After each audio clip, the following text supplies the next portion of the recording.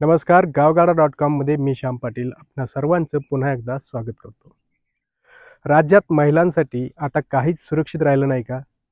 लोकांनी भरलेल्या ठिकाणी देखील अशा अमानुष घटना घडतात आणि कोणीच मदतीला येत नाही. पुण्यातील स्वारगेट बसस्थानकासारख्या गजबजलेल्या ठिकाणी पहाटे 5:30 वाजता एक धक्कादायक घटना घडली. 26 वर्षीय तरुणी फलटणला जाण्यासाठी थांबली होती. एक अनोळखी व्यक्तीने तिला चुकीची माहिती देऊन फसवले. त्याने तिला विश्वासात घेत जवळ उभ्या असलेल्या शिवशाही बसमध्ये नेले आणि तिच्यावर पाशवी बलात्कार केला. या प्रकरणानंतर तरुणीने आपल्या मित्राला फोन केला. त्याने तिला तत्काळ पोलिसांकडे जाण्याचा सल्ला दिला. तिने स्वारगेट पोलीस स्टेशन गाठून आपली अपभीती सांगितली. पोलिसांनी CCTV फुटेजच्या आधारे तपास सुरू केला आणि आरोपी ओळखला. त्याचे नाव दत्तात्रय रामदास गाडे असून तो सराईत गुन्हेगार आहे. त्याच्यावर शिक्रापूर आणि शिरूर पोलीस स्टेशनमध्ये गुन्ह्यांची नोंद आहे. तो सध्या फरार असून शोधासाठी विशेष पथक तयार करण्यात आले आहे.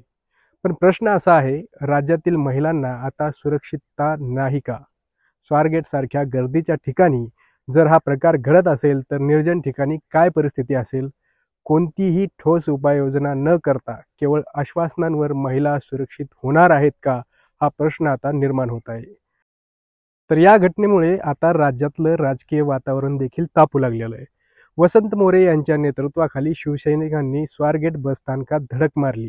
तिथे शेकडो कंडम पडलेले दिसले. यावर मोरे यांनी गंभीर आरोप करत म्हटले, अक्षरशः ही शिवशाहीच्या नावाखाली ST बंद पडली. ST ही लॉजिंग करून टाकले. याचं आतमध्ये ज्या वस्तू पडलेल्या पाहिल्यात त्या वस्तू पाहिल्यानंतरनं खरंच आपण पुणे शहरामध्ये आहोत का? पुणे शहराच्या मध्यवर्ती भागामध्ये आहोत का? आमच्या आया बहिणी इथं खरंच सुरक्षित आहेत का?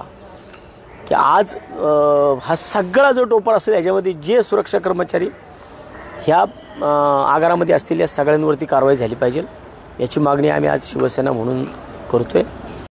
या बसस्थानकात रोज अशा घटना घडतात का? जर सुरक्षा रक्षक असतील तर इथे इतक्या मोठ्या प्रमाणात अनैतिक कृत्य चालतात कशी? यावेळी त्यांनी काही बस दाखवत सांगितले की या बसमध्ये लॉजिंग सुरू आहे. इथे दररोज कोणाला तरी आणले जाते आणि प्रशासन डोळे झाकून बसलेले असते. वसंत मोरे यांनी संपूर्ण स्वारगेट आगार परिसरात अवैध धंदे सुरू असल्याचा आरोप केला.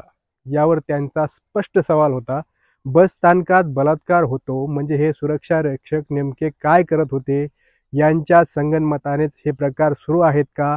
महिला सुरक्षेचा प्रश्न ऐरणीवर आला आहे. बलात्काराच्या घटनांना पाठीशी घालणाऱ्या प्रशासनाविरोधात आता कठोर पावले उचलावी लागतील. पण खरंच सार्वजनिक ठिकाणी महिलांना सुरक्षितता नाही का? यावर तुमचे मत काय आहे? कमेंट करा आणि व्हिडिओ शेअर करून अधिकाधिक लोकांपर्यंत पोहोचवा. धन्यवाद.